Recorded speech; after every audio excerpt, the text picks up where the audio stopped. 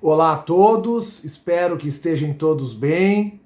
Eu sou Alexandre Triquez, sou advogado, especializado no campo do direito da Previdência Social. Também sou membro do Instituto dos Advogados do Rio Grande do Sul, sou um advogado gaúcho e professor da disciplina de Direito Previdenciário, no momento atual em cursos de pós-graduação. Eu recebi o convite por parte do IARGS para conduzir uma pequena palestra ou aula, de 30 minutos aqui gravado para vocês sobre o tema da advocacia previdenciária no contexto pós-reforma. Então, antes de a gente dar início, eu gostaria aqui de fazer um agradecimento ao Instituto dos Advogados do Rio Grande do Sul pelo convite que me foi formulado. Faço esse agradecimento na pessoa da doutora Sulanita dos Santos Cabral, presidente do nosso IARGS, e faço também o agradecimento para a doutora Maria Isabel Beck, que é a coordenadora do projeto Temas Jurídicos Atuais, no qual esse vídeo vai, portanto, se enquadrar. E ao cumprimentar a doutora Sulamita e ao cumprimentar a doutora Maria de Freitas Beck, eu aproveito para estender os meus cumprimentos a todos os integrantes do IARGS e a todos os advogados do Rio Grande do Sul e do Brasil que eventualmente venham a ter acesso a esse vídeo. Esse é um tema muito importante. Eu queria dizer para vocês que falar sobre advocacia previdenciária no pós-reforma, eu primeiro preciso entender o que seria, o que se trata, na verdade, esse pós-reforma.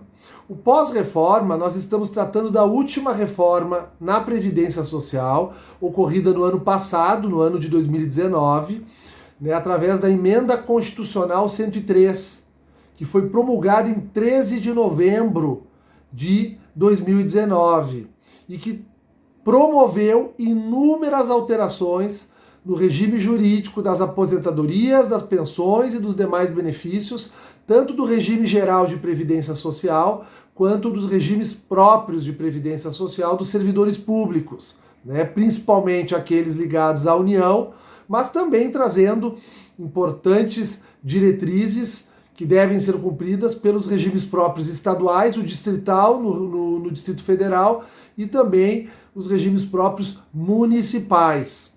É mais uma reforma da Previdência que surge, diante de tantas outras que tivemos desde a Constituição Federal de 1988, e é muito importante que venhamos a falar dela, porque muito provavelmente, de todas as reformas executadas na Previdência Social desde a Constituição Federal de 1988, essa tenha sido a mais profunda, a mais invasiva, a mais realmente paradigmática no que se refere às relações de previdência aqui dentro do Brasil. Então eu queria, já de início, e respeitando o tempo que vamos ter aqui de 30 minutos, dizer para vocês que a Emenda Constitucional 103, ela foi uma reforma apresentada no governo Bolsonaro. O governo Michel Temer tentou apresentar uma reforma parecida com essa, não conseguiu a sua aprovação. O governo Bolsonaro apresenta ela em fevereiro ou março de 2019 e tem a sua aprovação, portanto, no segundo semestre do ano passado, e a sua promulgação, como eu já referi, no dia 13 de novembro de 2019. Eu resumiria para vocês que talvez a principal alteração trazida pela Emenda Constitucional 103 seja a efetivação de um princípio que é constitucional em matéria de seguridade social, mas que no âmbito do regime geral de previdência social ainda não vinha sendo cumprido à risca, por questões envolvendo a necessidade de regulamentação de normas constitucionais. Eu falo do princípio da contrapartida. A partir da Emenda Constitucional 103, a gente passa a ter a necessidade de que toda a prestação, todo o benefício pago a uma determinada pessoa, a sua majoração ou até mesmo a sua extensão, ela deve estar sempre linkada com a prévia fonte de custeio. Então a gente passa a entender que a partir da Emenda Constitucional 103 de 2019, há a vedação aos tempos fictícios da Previdência Social, que eram aquelas situações que contavam como tempo de serviço, mas, por outro lado, não havia a correspondente contribuição. Os tempos fictícios, a partir da emenda constitucional 113, estão vedados. E aí aguardava-se ansiosamente a regulamentação disso, para que pudéssemos entender o que são de fato tempos fictícios e o que temos que cuidar com relação a isso.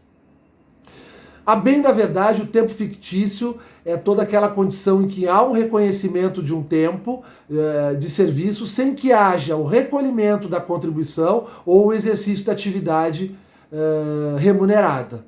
Por isso que ele é fictício. Aqui a gente tem conversões de tempos especiais incomuns, que aumentam o tempo de contribuição e não está lastreada no exercício de atividade por esse tempo maior, tampouco pelo recolhimento, pelo período que está sendo convertido.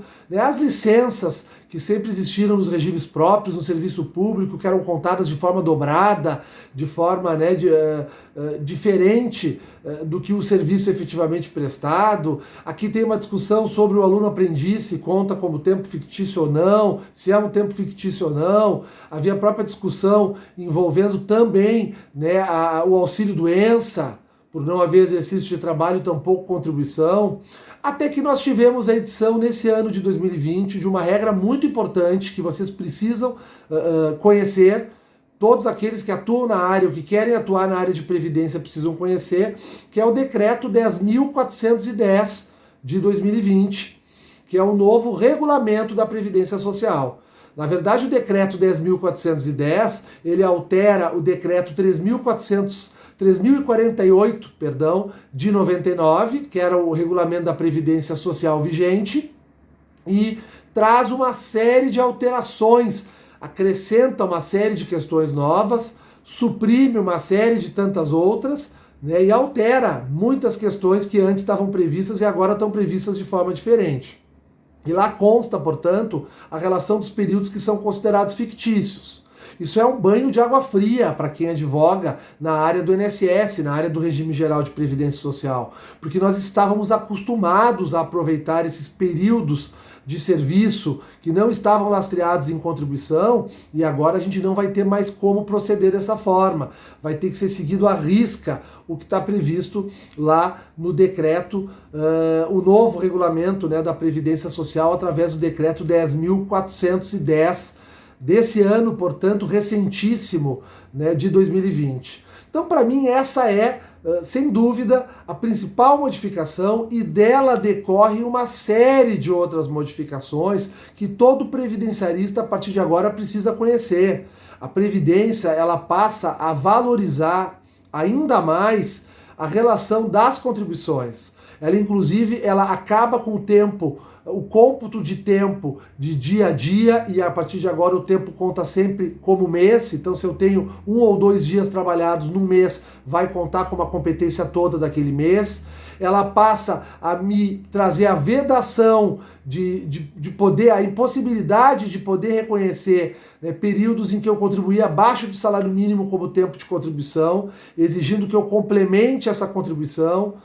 Vai mais além ainda, permitindo que, se num outro mês eu paguei a mais que o salário mínimo, eu posso tirar o excesso do que eu paguei além do salário mínimo naquele mês para preencher esse que ficou abaixo. Me permite agrupar 2 contribuições. Então ela me traz uma série de regras que nunca combinaram muito bem com uma ideia de uma previdência social pública, e a gente começa a ver que essa reforma trouxe sim uma aproximação da previdência social com a previdência complementar. Cuidado, nós não estamos tratando, obviamente, de previdência complementar, lá o sistema de capitalização. Aqui o sistema ainda é de repartição simples, mas a forma de lidar com a questão contributiva, e inclusive delegando ao cidadão a possibilidade de fazer um planejamento previdenciário dentro de um contexto pós-reforma, aí nasce sim uma importante área de atuação para quem quer entrar na previdência ou quem já está atuando: planejar a aposentadoria. Já se fala que o planejamento previdenciário é uma das áreas de futuro dentro do direito previdenciário. Por quê? Porque a partir de agora eu posso dispor de uma forma diferente dos meus recolhimentos e também das contribuições, se eventualmente estivermos tratando de um empregado. Não é apenas o autônomo que eu posso planejar, o empregado também me abre um leque de possibilidades desse que passa a se chamar o planejamento previdenciário, agora muito revigorado com a reforma de 2019. Além disso, importante referir que a reforma previdenciária da Emenda Constitucional 103 trouxe uma nova aposentadoria. E agora, com o decreto 10.410 deste ano de 2020, nós estamos verificando que, por exemplo, as nomenclaturas estão mudando.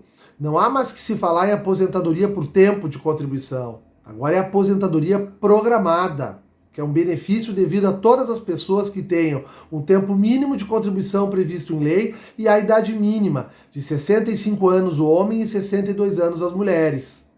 Depois há sim uma série de regras de transição, a do pedágio, a de pontos, a da própria idade mínima, que vão permitir que ainda por alguns anos, aí talvez uma década e pouco, ainda possam existir pessoas que se aposentem com aquelas regras anteriores, com a aposentadoria por tempo de contribuição, com a aposentadoria por idade, né? Porém, após a gente passar esse período de transição, a aposentadoria vai ser aposentadoria programada. 65 anos de idade homens, 62 anos as mulheres e um tempo mínimo de contribuição. 15 anos de contribuição para aqueles que já estavam inscritos na Previdência antes da promulgação da Emenda Constitucional 103 e 15 anos para as mulheres e 20 anos para os homens, caso inscritos após a promulgação da Emenda Constitucional 103, que, como eu já te contei, foi no dia 13 de novembro do ano de 2019. Então é muito importante, aqui no cenário pós-reforma, outra oportunidade, as regras de transição. Elas me permitem, com um pouco de estudo da disciplina e aplicando essas regras aos casos concretos, permitir com que muitas pessoas que não tinham o direito adquirido no momento da promulgação da reforma, mas já se encontravam numa condição, né, de expectativa de direito muito próxima, já muito próximas de alcançar o direito ao benefício. Essas pessoas podem sim se enquadrar numa regra de transição e vai caber ao advogado orientar o melhor caminho. Não se iludam achando que o INSS vai passar todas essas orientações para os segurados, porque o próprio INSS está sendo todo ele desmontado. A Previdência está fechando agências e está deixando o processo todo virtual. E hoje, dentre os conveniados do INSS para tocar a aposentadoria, para tocar o benefício de pensão, para cuidar dos processos administrativos, o maior parceiro é a OAB. E, portanto, os advogados receberão essa incumbência. Então eu falei de uma boa área de atuação que é o planejamento previdenciário. Uma outra área de atuação muito relevante é conseguir garantir o direito a uma aposentadoria justa para aqueles que não tinham o direito adquirido quando da aprovação da reforma.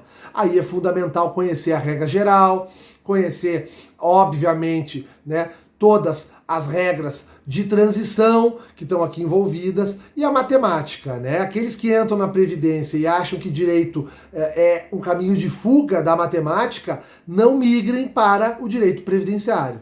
A matemática faz parte do nosso cotidiano, não é uma matemática muito pesada, mas a gente precisa entender alguns postulados básicos, como o período básico de cálculo, a renda mensal inicial, como calcular, as regras de descarte. Agora, com essas mudanças todas, ainda mais um pouco precisaremos saber de tudo isso. A Emenda Constitucional 103 também modificou a forma de cálculo dos benefícios. A partir de agora, os benefícios são calculados de forma diferente. E normalmente o percentual do benefício vai estar atrelado ao tempo que a pessoa se dedicou contribuindo para a Previdência. Tentando fazer uma justiça, digamos assim, quanto mais a pessoa contribuiu, maior é o percentual que vai ser aplicado sobre a média dela. E aí também existem muitas exceções, existem muitas pessoas que contribuíram e a contribuição não consta no cadastro da Previdência, pessoas que perderam a carteira, pessoas que não estão conseguindo localizar os seus extratos, seus carnês, seus vínculos e precisarão do auxílio dos advogados para fazer as regularizações contributivas no CNIS, no Cadastro Nacional de Informações Sociais. Aí nasce, sem dúvida, uma terceira importante perspectiva da advocacia previdenciária no pós-reforma. né? Promover esse planejamento previdenciário não tributário, não do valor das contribuições, mas sim cadastral, dentro do sistema do INSS, procurando regularizar aquelas informações que até então estão faltantes, e é muito comum, porque no decorrer de uma vida do trabalho, não raramente uma empresa informa errado para o INSS, não se paga o carnê da forma correta, e isso invariavelmente precisa sempre ser corrigido antes da aposentadoria. E a reforma previdenciária traz essa incumbência aos advogados. Caberá a nós, da advocacia, sim, nos atentarmos para isso, porque jamais o INSS vai conseguir ver isso em todos os casos concretos. Não tem como fazer essa análise do direito ao melhor benefício. O direito ao melhor benefício precisa ser avaliado pelos advogados. A emenda constitucional 103, ela traz também uma outra importante regra, que é a aposentadoria especial, que é aquele benefício devido a todas as pessoas que trabalham em condições agressivas à sua saúde ou à sua integridade física, né? E pode ser de 15 anos de contribuição, 20 anos de contribuição no mínimo ou 25 anos de contribuição, e que garante um benefício de 100%, sem a tal da incidência do fator previdenciário, malsinado fator previdenciário. A partir de agora, a aposentadoria especial passa a ter uma idade mínima. Para as atividades de 25 anos será de 60 anos de idade, para as atividades de 20 anos de contribuição especial passa a ser 58 anos de idade, e para as atividades de 15 anos de contribuição passa a ser de 55 anos de idade. E a partir da reforma eu não posso mais converter o tempo especial em comum para utilizá-lo numa aposentadoria comum. Essa é outra questão importantíssima. Acabaram as conversões de tempo especial em comum. Por quê, gente? Porque acabou a noção de tempo fictício. Aqui eu tinha um caso típico de tempo fictício, com a vedação trazida na reforma, que já está na Constituição, né, lá no artigo 201, parágrafo 14, períodos trabalhados em atividade especial após 13 de novembro de 2019 não poderão mais ser convertidos em tempo comum. Ou servem para uma aposentadoria especial, ou não há o que fazer com esse período, né? Então, uma outra questão bastante relevante. Bom, de ordem de direito material,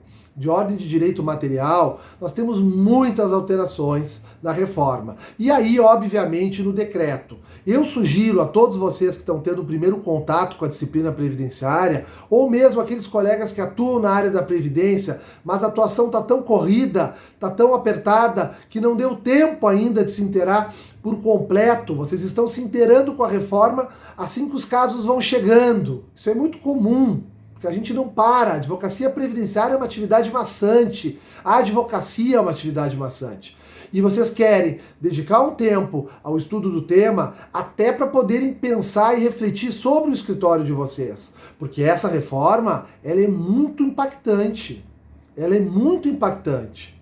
Eu estou fazendo um resumo aqui nessa videoaula de 30 minutos com vocês, trazendo os aspectos principais, mas a leitura da emenda me traz muitas alterações importantes. Para aqueles colegas que defendem segurados ou os regimes próprios de previdência dos servidores públicos, também existem prazos para adequação, existem regras novas, então é importante dedicar aí um final de semana, ou um período de férias, ou algo que seja possível, um estudo continuado, né? Uma dica importante, montar um grupo de estudos com 4, 5 colegas, e promoverem um estudo semanal continuado, analisando, né, a emenda constitucional 103 de 2019, que é o primeiro texto que eu recomendo que leiam, mas depois, obviamente, é de fundamental importância e até de uma certa urgência, porque o decreto já está pleno vigor, a plena vigência, e estudar o decreto 10.410 de 2020,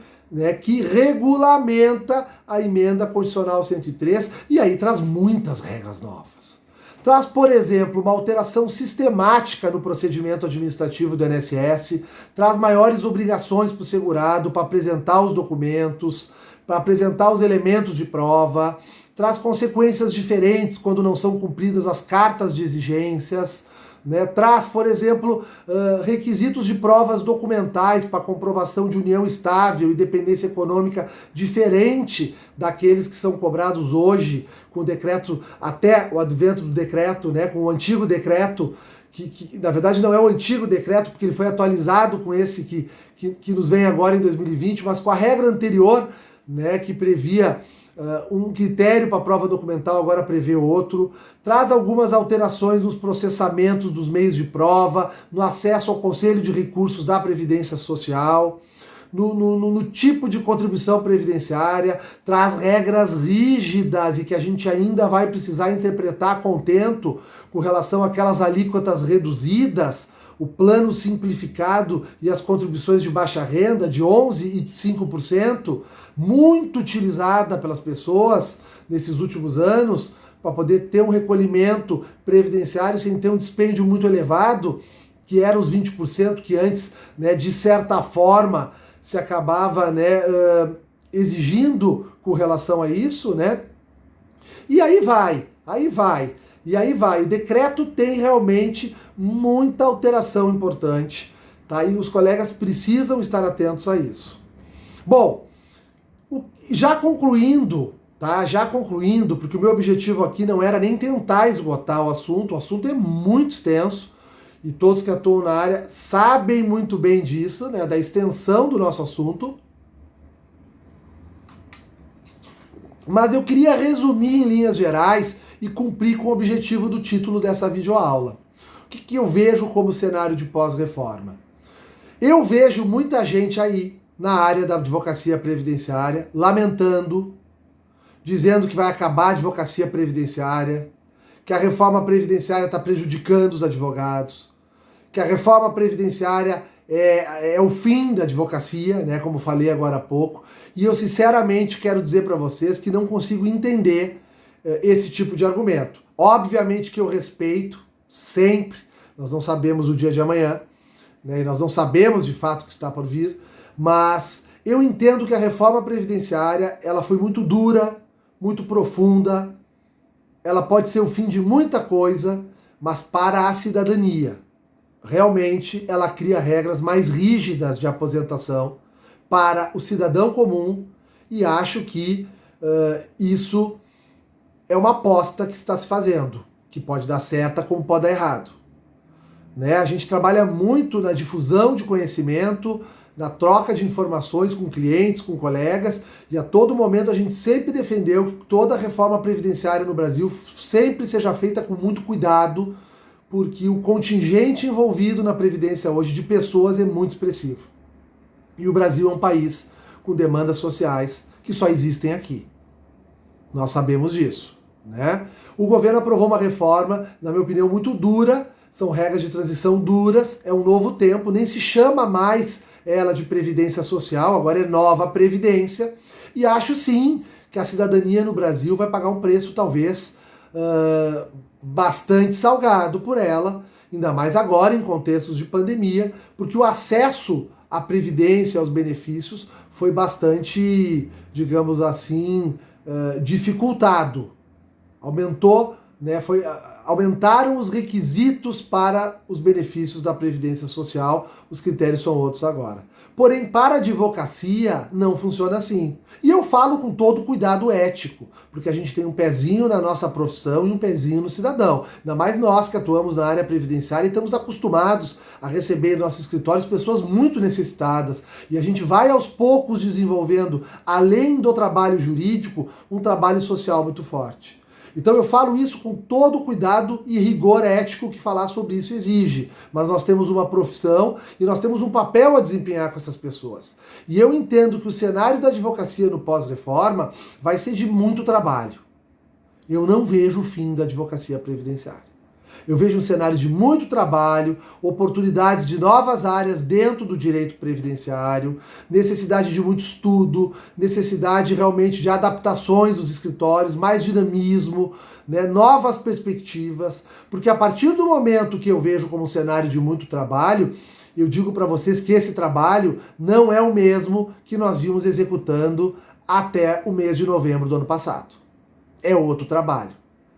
Muita coisa vem acabando, e está mudando na Previdência no Brasil. Uma delas são aquelas ações judiciais de massa, em que eu só trocava o nome do segurado, colocava os dados dele e ganhava os processos. Lembram? Aquelas revisões, IRSM, buraco negro, buraco verde, revisão do teto. Cada vez mais o direito previdenciário deixa de ser um direito de massa e passa a ser um direito artesanal, em que eu preciso olhar o caso concreto, acessar o meu INSS do meu cliente, fazer o estudo, planejar a aposentadoria, acertar o CNIS. Então essa é uma primeira noção muito importante.